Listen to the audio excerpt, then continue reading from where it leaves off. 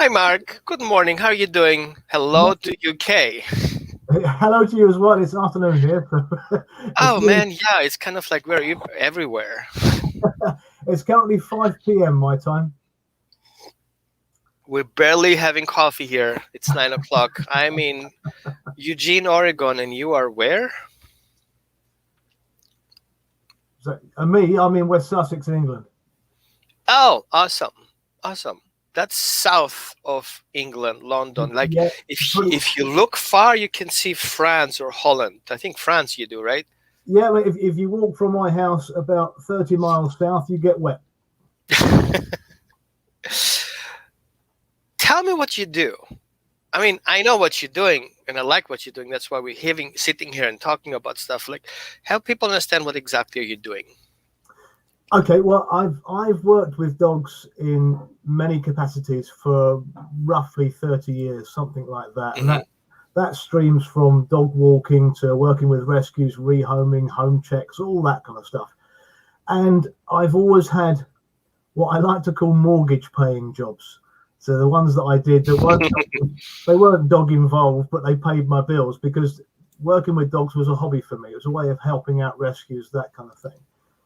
So as time went on, I realised that I was able to train dogs, and it seemed to be not easy, but it seemed to be relatively straightforward to me to kind of get dogs to kind of do things, the basic sit down, stand, stay, wait, that kind of thing. And it wasn't particularly difficult.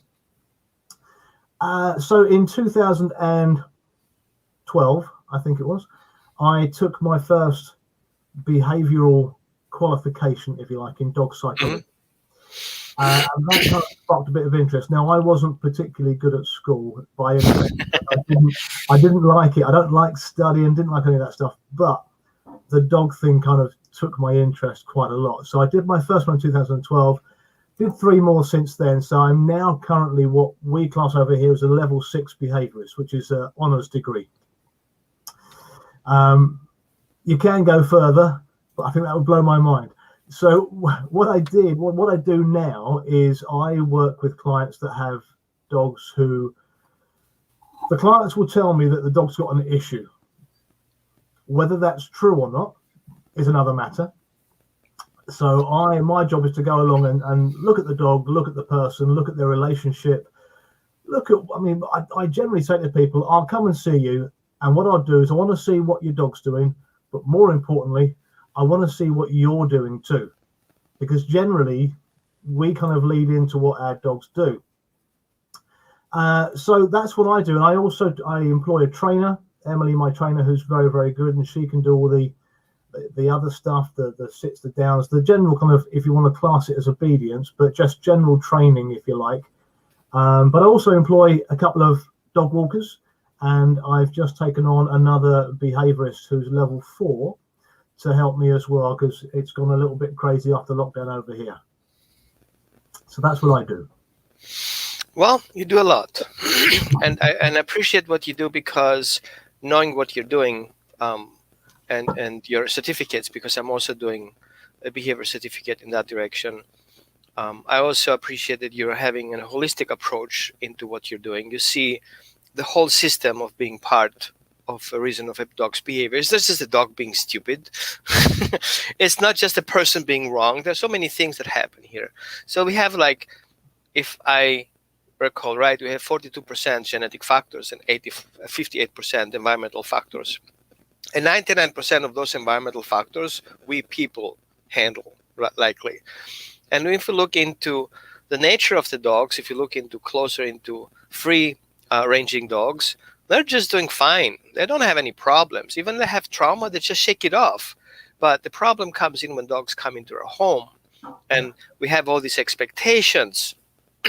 Seeing title underneath, we have all these expectations what dogs supposed to do and what they should do and what they supposed not to do, and the dog should know better. And and then, isn't it frustrating? I mean, it is frustrating to me if I hear all these weird questions. People like, you're supposed to do not to peeing on my carpet. He should know how to treat my child. I mean, I adopted the dog. He should know better, kind of things. What is your experience with your clients? I know you work also a little bit online and in person. What is your experience in general about the perceptions of people and the expectations about dogs? What are the expectations in general? Well, more often than not, I tend to find the expectations are way too high. But they want things to happen in an instant.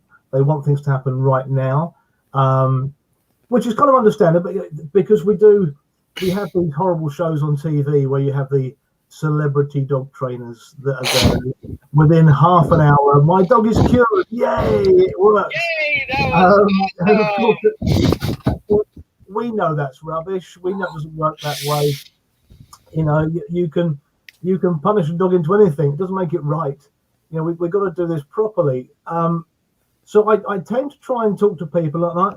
The way that I explain it is that everything your dog is doing is absolutely natural dog behavior. Whether you like it or not is a completely different matter, but it's natural dog behavior. Walking to heel, recall, all that, that's not natural. That's not what dogs do, you know? So this is where I sort of kind of go out with people. And if we go on a walk, I'll be just telling people, I'll be explaining about body language. I'll be explaining about why your dog is barking at this point. What are you doing? Because 9 times out of 10, if a dog reacts, it's because we've put the dog in a situation where it can't cope. So at that point, don't start shouting no at it. Take the dog away a little bit, get them to calm down, and then help them again moving on. And I have to say, you know, this is not something that I've just woken up one day and gone, right, yeah, I'm going to be a behaviorist and I'm going to do the holistic approach and it'll be a lovely relationship. I've gone through a whole journey over all the years of doing lots of the wrong things and getting it wrong often. But that's how we learn. That's how we do stuff. My own 2 dogs, my older dog now, hand on heart, I have to say she has been without doubt my best teacher ever. She's brilliant. She came to me an absolute mess of a dog. I couldn't, if I waved at somebody across the street, she'd hit the deck and wet herself. She was a nightmare, bless her. So she taught me so much. I made mistakes with her, and it was just, we learned together. Sometimes it was painful, and sometimes it wasn't. So my experience really of people at the moment is, I think we have a generalized perception of what dogs should do. And people expect dogs to like all dogs. People expect dogs to just be happy to be stroked by people, that we can do this, we can do that, and the dogs should just put up with it. But my experience of this is that's not right. Where does the dog's mental health come into this? Where dogs should be able to say no. I've had 4 clients over the last couple of weeks where the main issue has been that their dog reacts when other dogs rush up too quick. That's not your dog's problem. That's the other dog's problem. Your dog is absolutely allowed to say no to a dog rushing up to it. It's just common sense to me. And this is where I like following your stuff too, because a lot of the stuff you put up makes absolute sense, and it just kind of rings a bell in my head, and that's kind of what I then push on to other people and go, look, this is, where's the relationship? My dogs they know some basic stuff. They know recall. They don't chase stuff. They don't kill stuff. They know all the sit down, stand, all that kind of thing. But they're not what people would expect to see as beautifully trained dogs. So what do dogs expect from a person? Like, I'm not going, well, maybe let's touch a little bit of Konrad Lorenz, that from that beginning on. What do dogs expect from a person? I mean, I'm not saying that we are violent, removing the puppy from his family. I don't say that I agree with it, right? But I'm not saying that. I'm just pointing it out. And then we take on over that parentship forcefully, because I haven't seen a dog knocking at the door, hi, I want to be adopted. No, right? So we kind of take the dogs away from there. We have to be conscious of what we're doing here. What does a puppy expect the moment he enters our house? I don't think he knows. Exactly. He has no freaking clue. you know, we've taken this thing that's in most cases only been on this planet for 8 weeks. We've taken that dog away from everything it has ever known and put it into a completely alien environment and gone, get on with it. Wait, you said alien environment. So if I'm being abducted by aliens, I would feel exactly the same way. I would be forever in my world, and all of a sudden I'm somewhere else. Like, they don't even speak my language. Like, what the heck are you guys talking about? Yeah. And you've lost your entire family. Mm. Yeah. And no coffee anymore. It's just gone, right? Exactly. So you've lost all of that. And of course, then we put this puppy in with people that sometimes expect too much straight away from a puppy. Like not peeing, not drinking water and peeing, like sleeping the whole night through. Absolutely. And of course, as we now know, that when we bring a puppy home, they should sleep with the person. Don't put them in a separate room and let them cry. You know, the old school is let them cry out. We shouldn't do that. Put them in your bed. Put them with you. Sleep with them. These cries, these moans, that's not the dog being annoying. It's distress. Hold on. Are you telling me right now the dog is crying in his crate and I should reward my dog and put him in my bed? You're not rewarding it. You're comforting the dog. Oh, that makes sense. I mean, if you think about the countries with large populations of stray dogs, if the puppy is crying, it's crying out because it's in distress. So the mum dog never kind of sits back and goes, no, I'm not going to go back yet. I'm going to wait until it stops crying. The mum dog goes back straight away because the puppy at that point may be in danger. And as far as the pups are concerned that we bring into our homes, absolutely, they're distressed, they're worried, they're frightened. So go and give it a cuddle, make them feel better. You can never reinforce a fear. Hold on, I have a question on you because I'm kind of the lawyer here. So you're telling me that a dog in a crate, if I leave the house, shouldn't feel safe on his own? Like he's scared that I'm gone forever, never return back again? Aren't dogs like used to live in dens? Like that's what people told me. Like even Romulus and Remus lived in a den with wolves. Like obviously dogs live in dens too. I haven't seen a dog actually in a den. I've seen them under cars, in tires, next to buildings, cuddled together. But I haven't seen a dog actually digging a hole and live there, like a cave dog kind of thing. So where this concept comes from crate training? Because I haven't seen crate training in Europe. I've seen a lot of crate training in US. It's kind of like a US thing. No, it's over here a lot as well.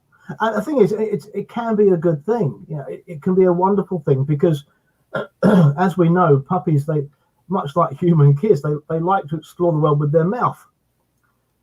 So if you leave your puppy roaming your house, you might well then have wires chewed through. So for safety reasons, it's okay. There's nothing stopping us from using a crate in the right way, so long as it's not used as an aversive, as long as it's not used as a punishment, as long as it's designed to be a safe, secure, comforting place for a dog to be. I've got no problem with that in the slightest. However, I'm sitting in a 54-foot crate, metal crate, literally. It has even a steering wheel all day long. Yeah. It's a safe place. And I'm in condition that with that crate, I have all this fun. I can travel around, meet people like you and all this stuff.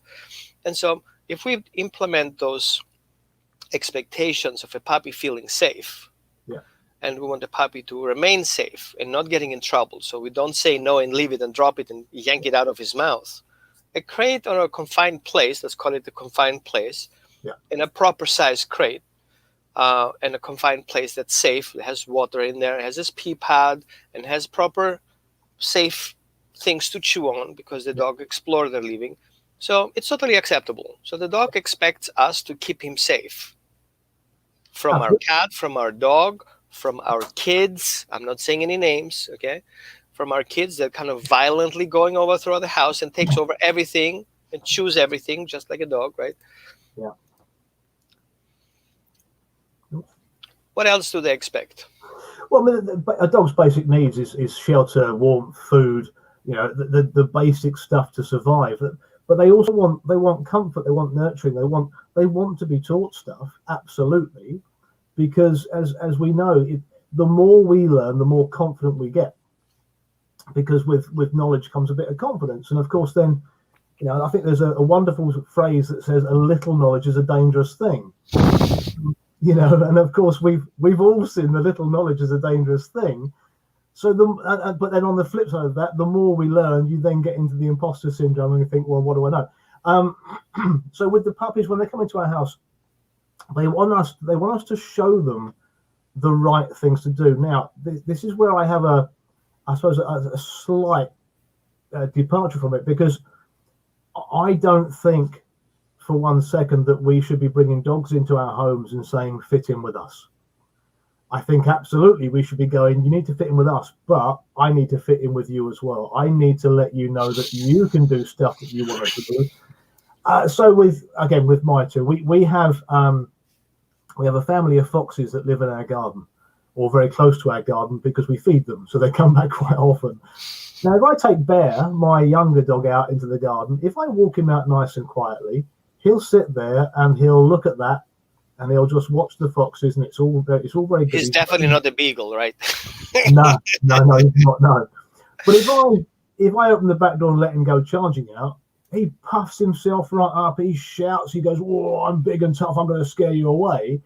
And the second he does that, he looks so pleased with himself that I kind of go, "Okay, come on then, leave the fox alone now. You've had your fun, and come in." Now, it's worth saying here, he can't get to the fox. There's a fence in the way, so he can't get right up to them.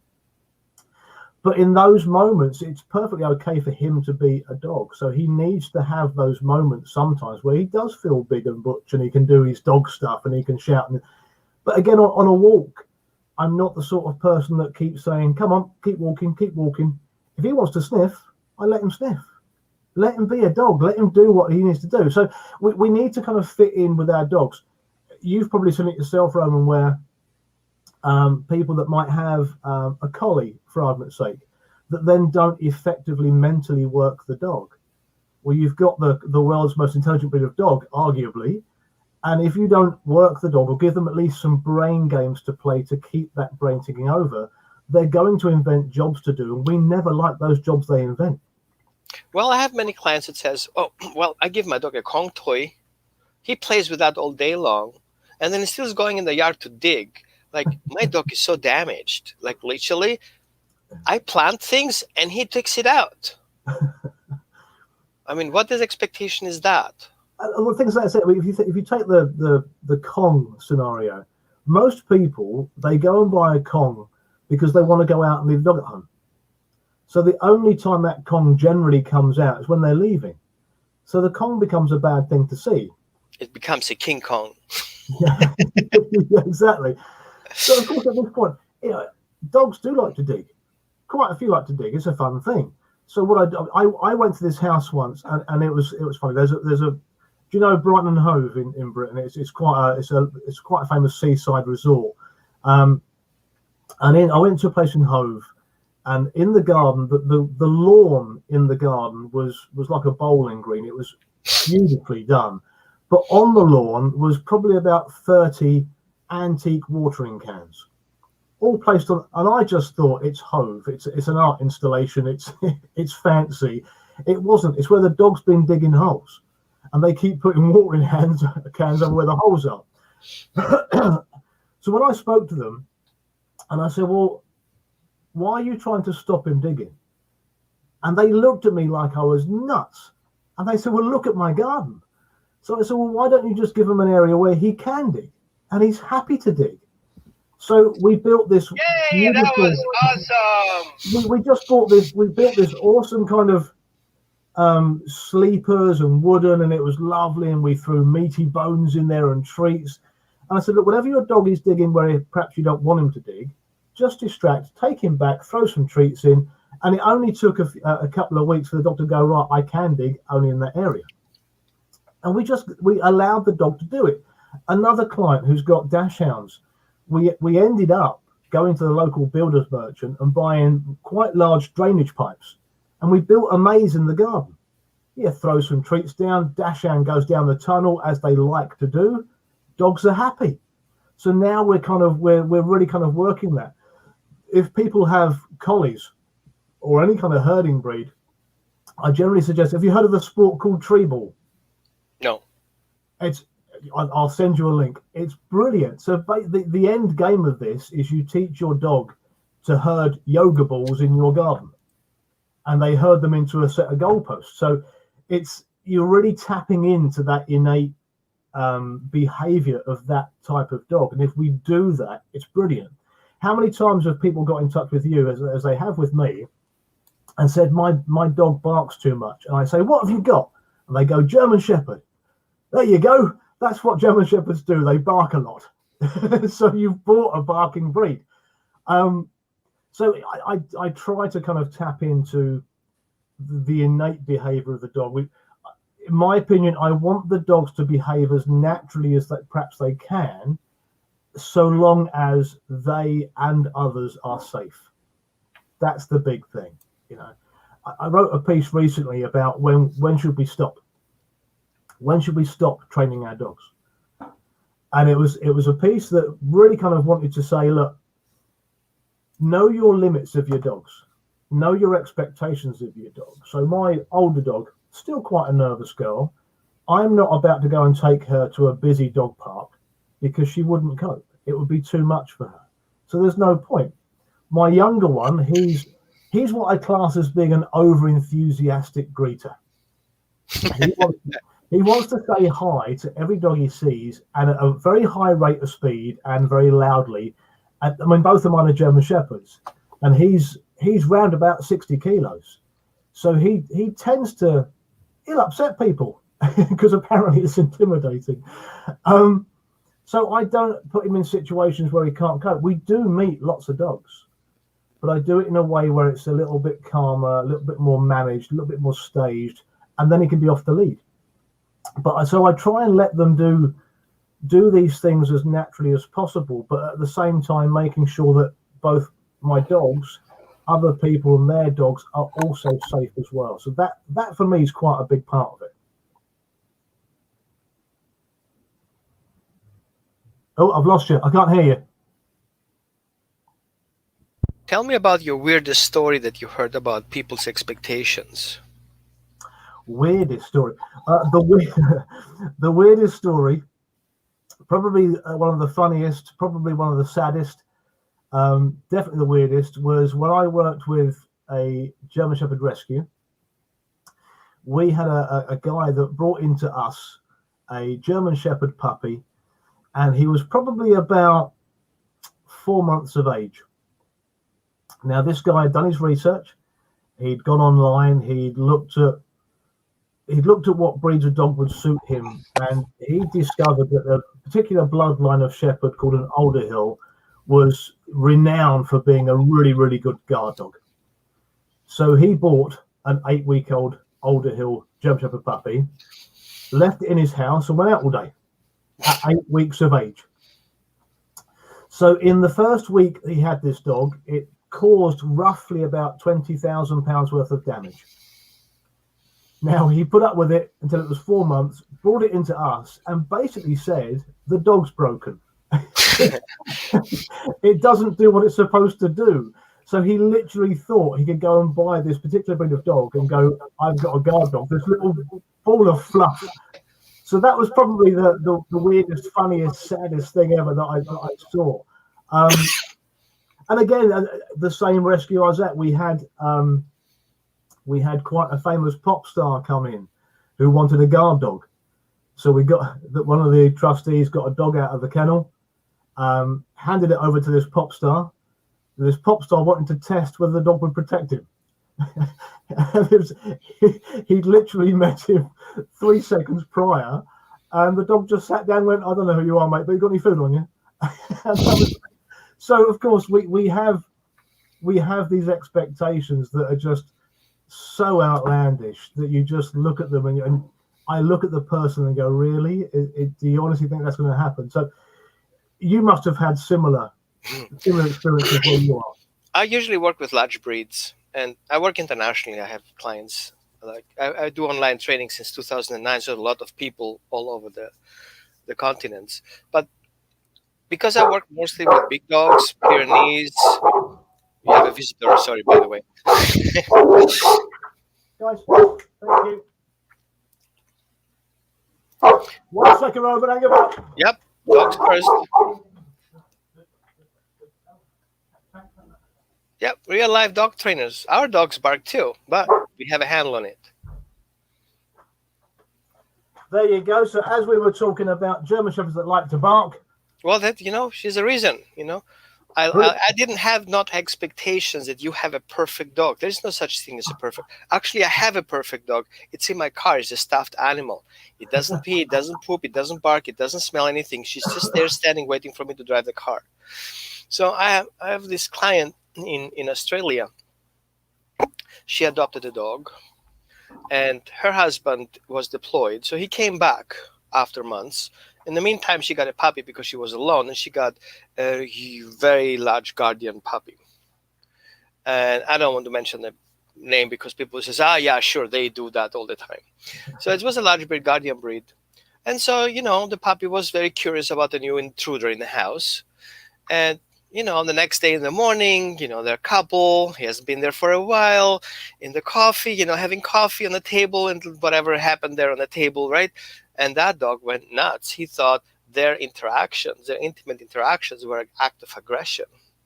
And he latched himself onto this guy and didn't let go, brought him to the hospital. And this guy had a PTSD response from that dog in his house. He didn't feel safe in his house. He survived the war, okay, his deployment, and he was afraid to come back home. So we did a session there, tried to help him understand, because his expectation is the dog's supposed to love me because it's my wife.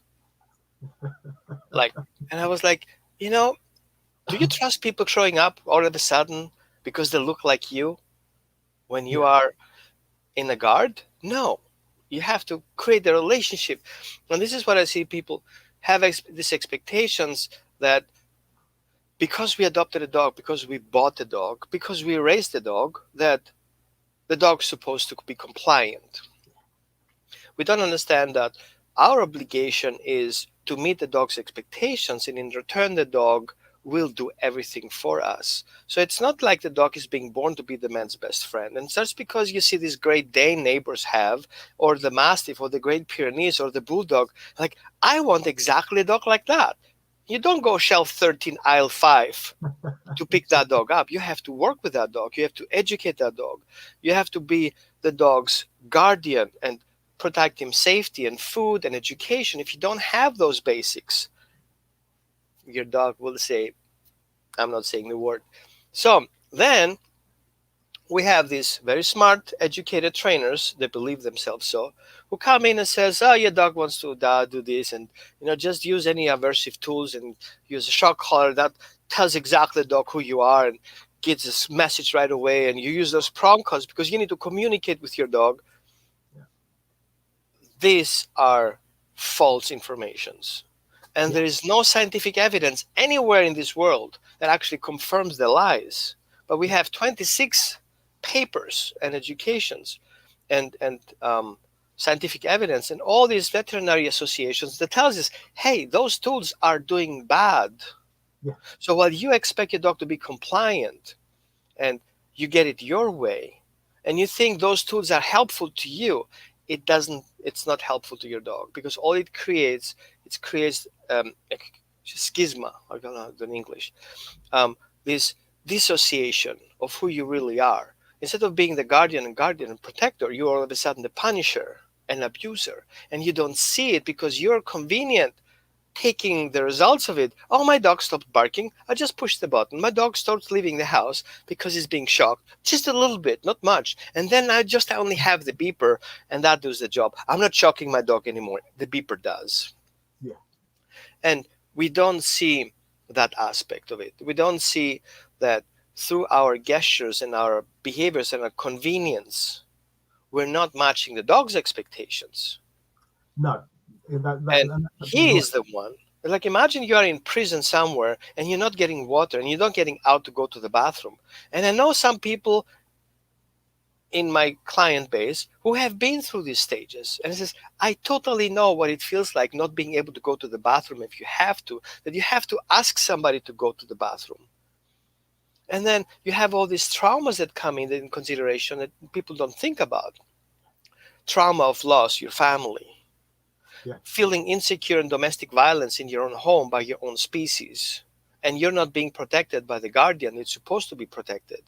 And then you have medical trauma because the medication he gave it to you that destroyed your digestive system. And now all of a sudden you have aggression and you're being punished for explaining yourself and telling how you feel about situations. And you're being put in the toilet or in the bathroom or being closed in a cage while everybody leaves, and you're going to feel it starve to death because, well, why would you put water in a crate? Because you're going to pee on it, not recognizing that your separation anxiety makes you eliminate because you're fear of death. Yeah. So, and then we have all those expectations of our dogs because we expect them to be intelligent, more intelligent than our 5-year-old, not recognizing the dogs are intelligent and they are emotional intelligence more than you are. And they do telecommunicate. They have more communication skills than you have. All they need is to be treated fair and humane, like a species would be. Yeah, I mean, we certainly as humans, I don't think we would put up with the way that we treat dogs if it was returned to us. No. You know, freedom of speech? Huh. Are you kidding me? Freedom right to use your gun in US? Oh, come on, really? Yeah. I have the right to be violent anytime I feel threatened. No problem. Yeah, absolutely.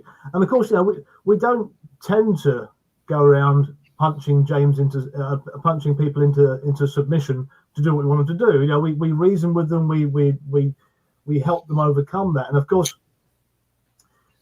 if we take the dog out of their natural environment and try and force them into ours, then our job at that point has to be that it's not the dog being compliant with us, we've got to be compliant with the dog.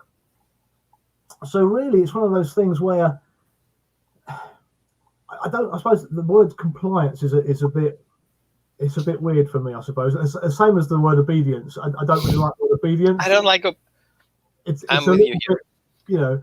I mean, when I was a kid at school, there was the cane, there was the slipper, you know, there was all these punishments and stuff. And of course, as we know, punishment does work.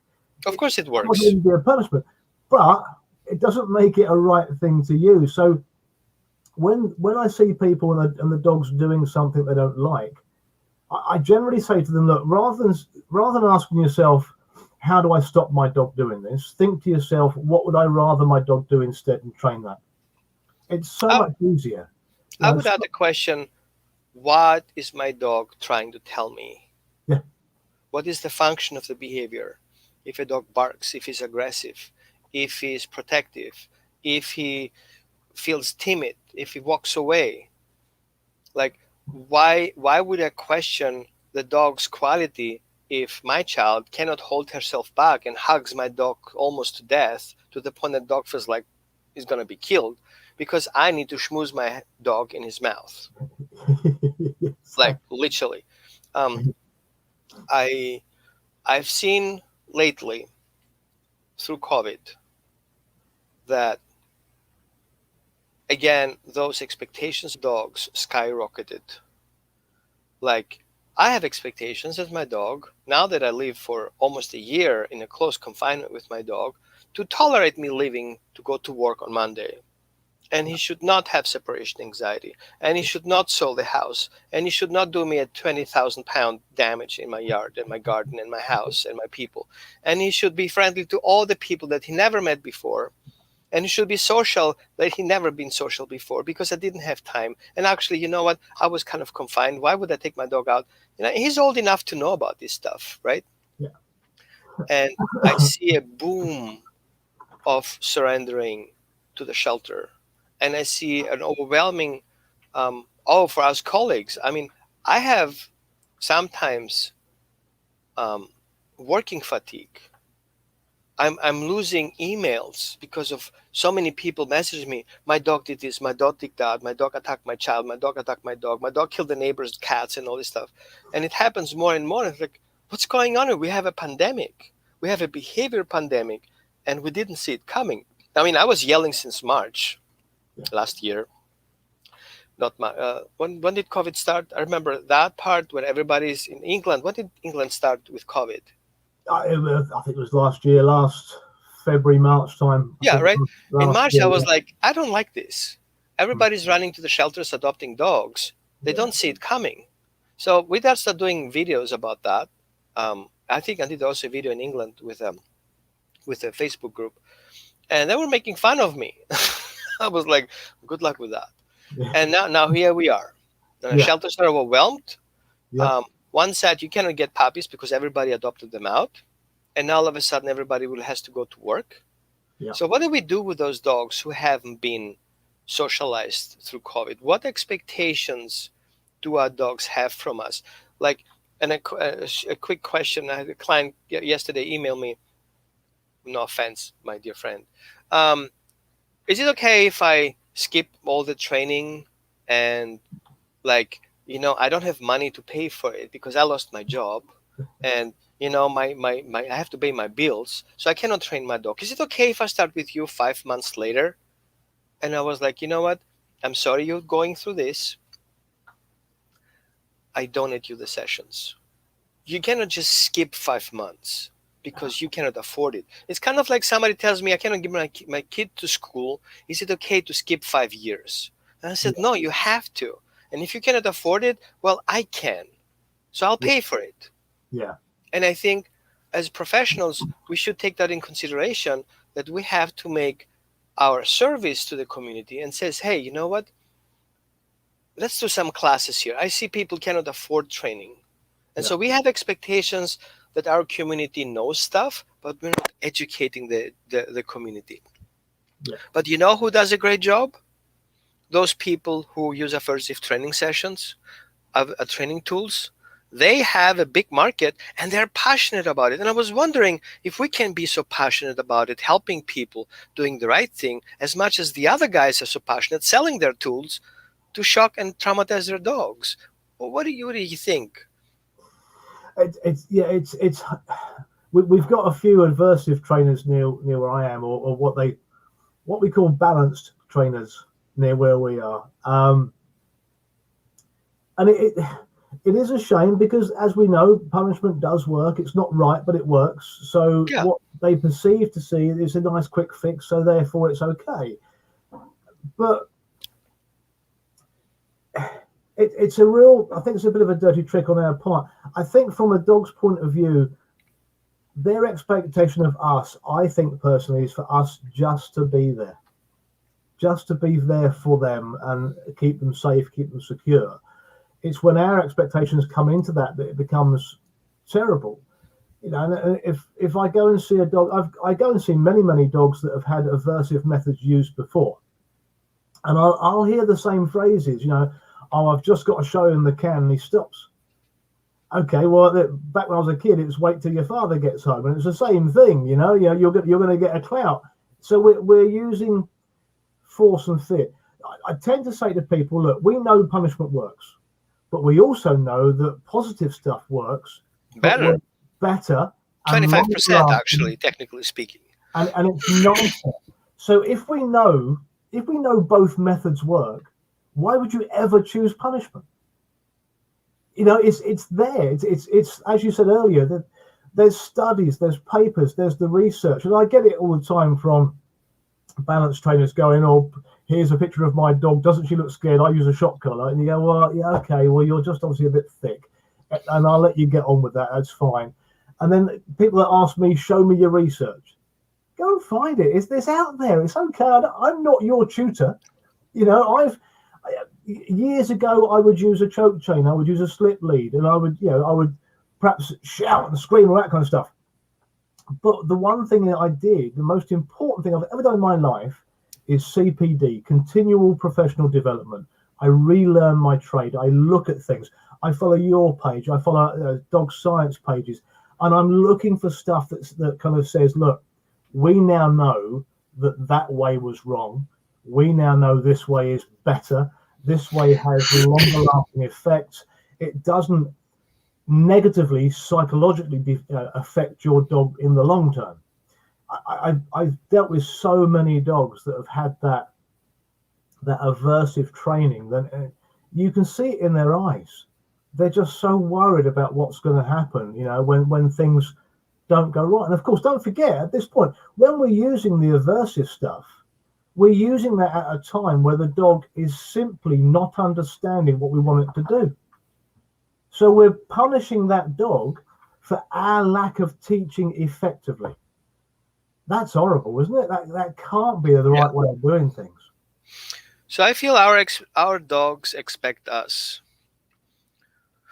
to teach them morals and ethics and a job description, just like their parents would do. Yeah. And I know many people says, "Oh, you know what? You know what the mother does to her puppy? She grabs him by the shoulder and shoves him around." And I was like, you know what? You're taking things out of context, Yeah. because a mother doesn't do that to the adult puppy. No. She can pick him up if the puppy's nervous system is not evolved yet, so the puppy doesn't actually feel it for him picking up and moving him around.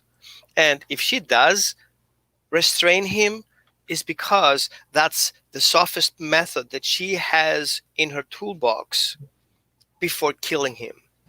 And she has the right to do that because she is the mother and she has to protect the other run of the litter in her Yeah. place.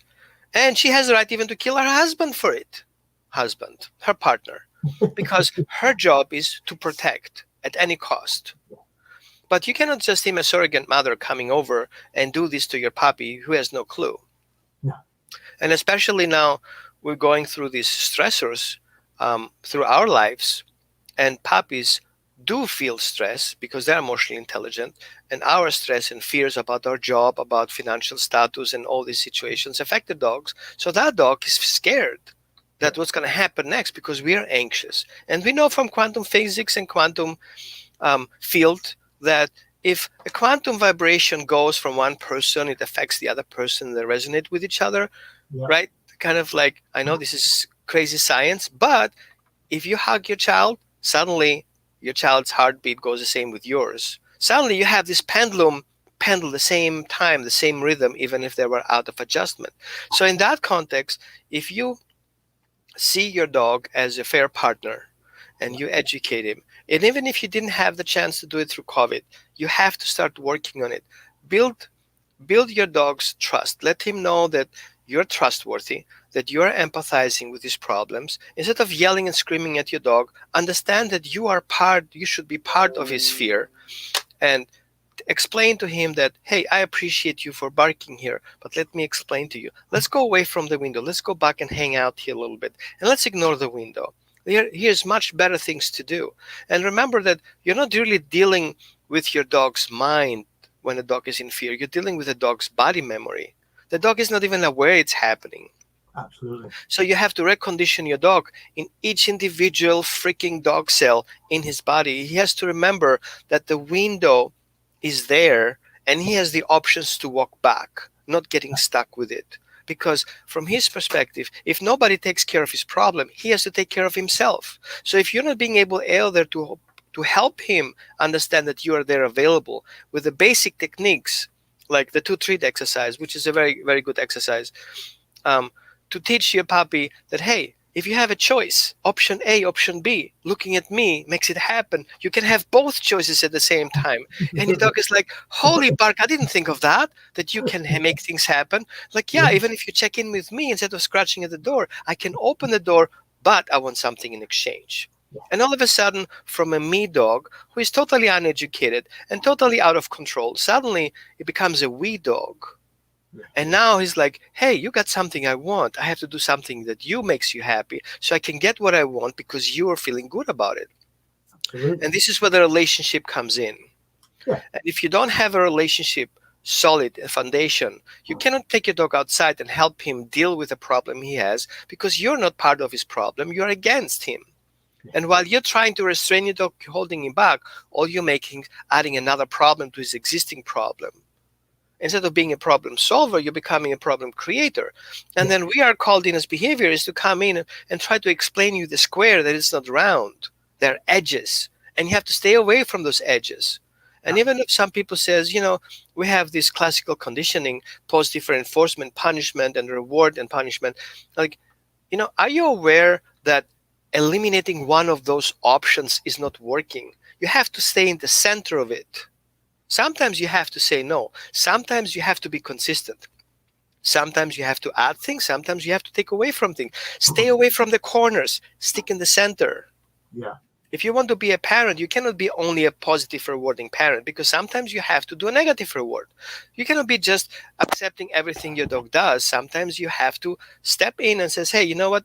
This has to happen. You cannot run on the street. You walk in my direction. But in order to get there, you have the dog to learn that following you is beneficial. Doing what you ask him to do is always something in for your dog. No matter the breed, no matter the size. Just like Absolutely. with people. Yeah. We did a post about why you shouldn't say no to your dog, and that got quite a response. No, don't say no to your dog. Quite a few. And of course, when we do posts over here, they tend to get misinterpreted, say in the States, and it's all semantics. But what we were saying with the post is, don't just say no. No what? No Tell or your what? dog. What are you gonna do? Absolutely, yeah. You're gonna kill him? You can say you can certainly say no. It doesn't matter. And people go, I say no all the time, but you can certainly say no. But what you have to do is then to show the dog what you want them to do instead, and Right. then you start saying no an awful lot, yes, a lot less rather than saying yes a lot more. So it becomes an easier thing. We tend to find that a lot of people that have dogs that might have issues, they tend to spend most of their time saying no to the dog, being down about it, being a bit, oh God, he's done this, he's done that. And then the worst thing is expecting the dog to do the bad behavior because they've always done it before. So I try and get them to stop saying no and start saying yes. It's a bit like the Jim Carrey film, just say yes. So we want them to do that. I had a client with a stunning Doberman. He was quite a big Doberman, full tail, lovely ears, the whole nine yards. But he'd bitten a few people. So we went for a walk, and the lady had the lead. The lady was quite nervous. And I watched as she was walking around this local park. And we saw some people. And I saw the dog try and veer away from the people, but she's now blocking him and forcing him towards them. So as she got closer, he starts to react. So I took the lead and I went, let me just show you something. And I held the lead with literally a thumb and forefinger. No pressure. Why wouldn't you use a prong collar or a shock collar? It would work much faster. we got probably within 20 feet of somebody, and the dog veered off the path a good 15, 20 feet to avoid that person. And I went, there you go. Your dog knows more about how to do this situation than you do. Listen to your dog. Take him away, follow him, go with him. It was just beautiful to see. And of course, at that point, she's looking at me going, that's some kind of witchcraft. What are you doing? You took over my dog. It's literally allowing your dog to avoid conflict. Most dogs, the majority of dogs, all these behaviors that we see that we deem to be aggressive, negative, they're generally distance creating behaviors. It's a way of going, I don't want conflict. I need you to go away. So if we go away, there's no conflict. Right. The amount of times I have people, the dog's on the settee, they go to move it off, it growls at them. And I go, well, walk away then. But isn't that giving in? No, it's avoiding conflict. It means you don't get bitten. That's great. That's not being bitten is a wonderful thing. Right? I totally. So let's give people a couple of tools, because they're sitting here for almost 50 minutes listening to our what we talk. I don't know what their expectations was to hear here, but I think we covered pretty much everything. One thing that I want to cover and want to point out is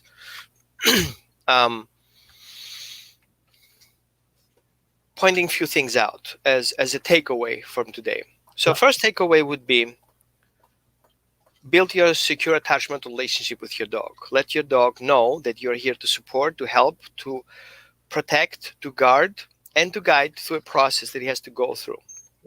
Your dog needs to know what's going to happen next. Your dog needs to be in control. And I know many people says, oh, you should be in control. No, the dog needs to be in control. And if you don't believe me, trust the FBI. What does the FBI to do with dogs? The FBI, when it has to deal with a hostage situation, what do they do to that person? They let him feel being in control, because that is what keeps him stable. So if your dog is out of control, he becomes aggressive because he wants things to stop happening. If he feels in control, he's confident. So give your dog control. Let him control you. If you want to go closer, then sit. I'll let you know when we're ready to go. If you don't want to go closer, walk away from it or stop moving. So I know what you want me to do. So I need to educate my dog the signals that I want to communicate with. If I move, we move. If you stop, you have a problem. If you don't want to go, I understand that you are at threshold. And what do we do at threshold? We stay away from it. And how do we start staying away from it? Check in with me and tell me, hey, I'm going to lose my shit right now. Can we walk away from the situation? And like, sure, thank you for doing that. Here's a treat. Let's walk away. Let's come in later and check out if the things are still the same. Yeah. And then what the dog wants you to know is that forcing your dog into a situation will basically backfire, because we have this accumulating stress that kicks in, and stress causes frustration, and frustration causes aggression, and aggression is against you, and then finally will kill your dog. So which route do you want to go? And then finally, we have to pay attention that health and nutrition can cause aggression. So if your dog is unhealthy and is behaving weird that you don't like, there is a reason for that. And so if you expect your dog to be healthy, my question is, what is exactly you're feeding here? Have you read the ingredients? Do you really trust those people who tell you what you're feeding is right? Absolutely. And if that is so right that they feed, why is it called feed and not food? I'm just wondering. And who's actually creating those laws about feed and food? Those guys who try to want to sell their garbage. And we have to be very careful here. Even if a veterinarian tells us to do something and to feed the dog something, always question. Sometimes they make a mistake. Sometimes your dog has chicken allergy and you look at his food ingredients and there is chicken fat in it. Like, doesn't make a sense that sometimes we have to be educated enough to not always trust people? Yeah. You need to read yourself up, need to educate yourself. And Googling on Facebook just with your friends that are in the same mind that you are doesn't get you any further. The reason why I have you here, Mark, is not because you're agreeing with me. No. It's because I like your approach. It's a similar approach. Yeah, because it's based on natural sense. It's not just common sense. Absolutely. I mean, whenever I see somebody, I'm always talking about diet, because of course diet is going to affect behavior. It has to. It affects us. So why wouldn't it affect a dog? And of course, if you're pumping your dog full of rubbish, you're going to get rubbish behaviors. Not because the dog wants to be naughty or anything else. It's because they literally can't control themselves. Have you heard the term hangry? That's a human term. Applies to dogs totally. Yeah, absolutely. Yeah, I saw a collie once. This is going back a few years, and this collie had literally bitten everybody. It bit the whole family members. It bit every delivery driver, postman, you name it. It bit everybody, and it had only ever bitten these people in the mornings. They fed the dog once a day in the afternoon. So the second they split the meal into two and fed twice a day, no more biting dog. And of course, at that point, I mean, from my point of view, at that point, you almost feel like a fraud for taking their money by saying, "We'll just feed your dog more often," because at that point, the problem's solved. Right. So answering Tonia's question quickly before we close. What do we feed our dogs? What do you recommend? What is your philosophy when you choose dog food? Because you will not tell what Tonia should buy as a food, right? Absolutely not. No. I tend to say to people, the only food you should give your dog is one that works for your dog both physically and mentally. That's really important. If you look at processed foods, well, then obviously a lot of those are not that particularly good. Do your research. What type of dog do you have? What energy level? What exercise are you doing? What are they, working dogs, not working dogs? Yada, yada, yada. So all this stuff goes on a scale of worst to best foods. Your cheap kind of supermarket brands are going to be rubbish. Raw is arguably best. There's a million in between. However, I do know some dogs that seem to not take to raw. And I know some dogs that seem to be kind of happy at the moment on the cheap food. But much like with humans, as the dogs age, as we age, we absolutely have to change our diet a little bit, and we have to make it fit in with what they're doing. My two dogs, they're raw fed, and for my two dogs personally, it's the best thing I did for them.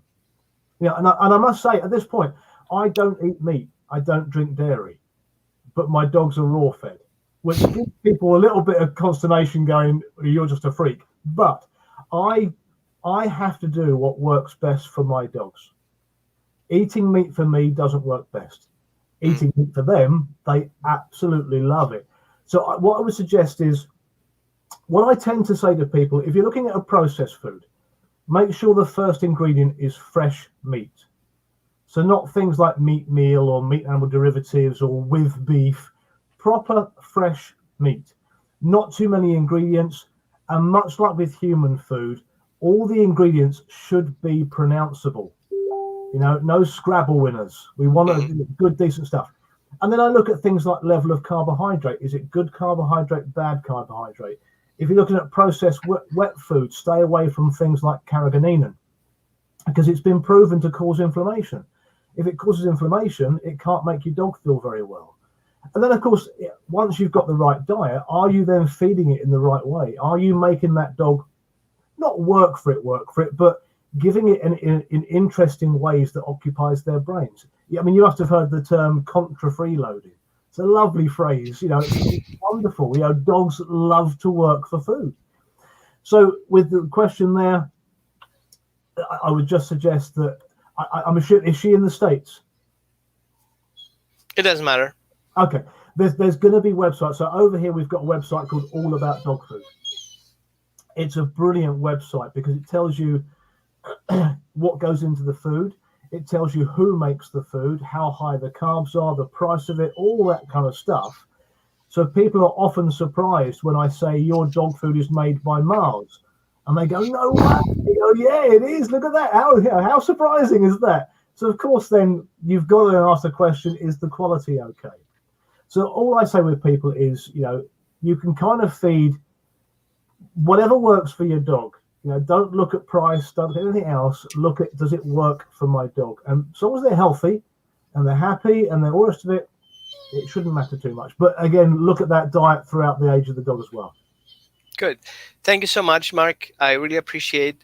And maybe if you like, we can get together. If people like, maybe they put in the comments, you know, you guys suck. We don't want to listen to you anymore. Or, you know what, we love what you heard. Maybe we want to hear more about that. How about you put in the comments what exactly would you like us to talk about next time? And I hope I can convince Mark to sit together and we're going to talk about that stuff.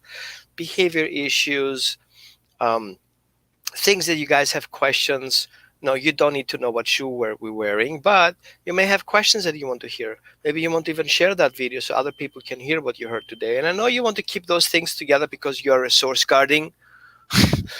But you know what? It's okay. You can be the smartest guy in town and share your information with others.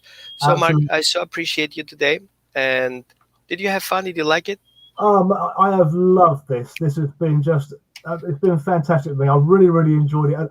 A lot of the webinars and stuff you do, it tends to be a little bit awkward. This has been great. I wish you were over here and we could actually go and get that coffee face to face. I could talk to you literally for hours about this stuff. It's been awesome. Thank you so much for inviting me. Thank you, you too. So thank you everyone for watching and looking forward to see you guys next time, next Saturday, same time.